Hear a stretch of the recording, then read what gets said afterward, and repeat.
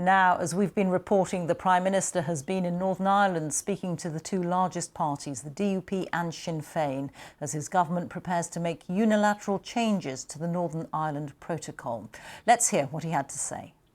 So where we are today, we're 10 days after a very important election here in Northern Ireland, where we haven't been able to get a government going. And look at the situation. We've got massive pressures on the economy. The healthcare system needs addressing. We need a government. We need that executive formed. And so, as is often the case in Northern Ireland, there are things that different parties want fixed. And we've come to try and sort some things out. So one of the things we're doing is making sure that on language and on culture and on abortion, we're moving to help, and you'll have more about that later this week. Then, of course, as you know, there's this issue with the Northern Ireland Protocol. And here you've got one of the traditions, one of the communities that does not like the way that it is operating.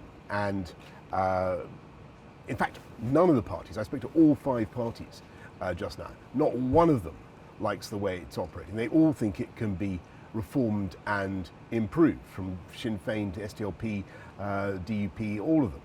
And the question is, how do you do that?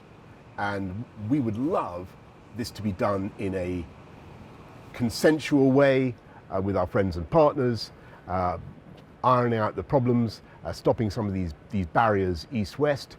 But to get that done, to have the insurance, we need to proceed with a legislative solution at the same time.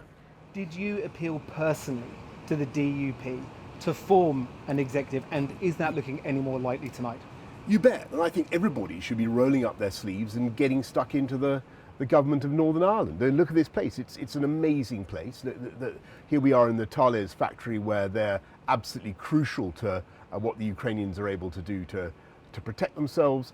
Northern Ireland business is going so well in so many ways. The province has got so much going for it, but you need leadership and you need government. So you bet, I said to the DUP in particular, we want to see you back in the executive. We want to see you nominating. We want to see a speaker in the assembly. Of course.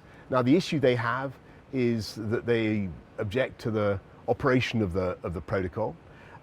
We don't want to scrap it, but we think it can be fixed. And actually, 5 of the 5 parties I talked to today also think it needs reform.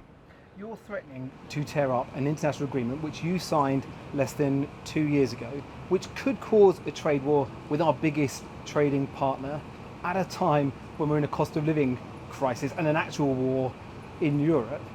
Does that seem to me like the wisest thing to do in the world, Prime Minister? No, what we're doing is sticking up for the Belfast Good Friday Agreement. And what we're doing is trying to protect and preserve the government of Northern Ireland. And yes, you're right, there's a cost of living issue, but that's certainly not being helped by extra barriers to trade, extra burdens on business that are being caused by the protocol. So, and it certainly won't be helped if we have a situation where the executive isn't up and running in Northern Ireland. You need the executive, you need the assembly, and believe that is what the people of Northern Ireland want us as politicians to focus on. They want us to focus on the economy, on jobs, on healthcare, and that means government's got to get going. The Prime Minister speaking just a few minutes ago.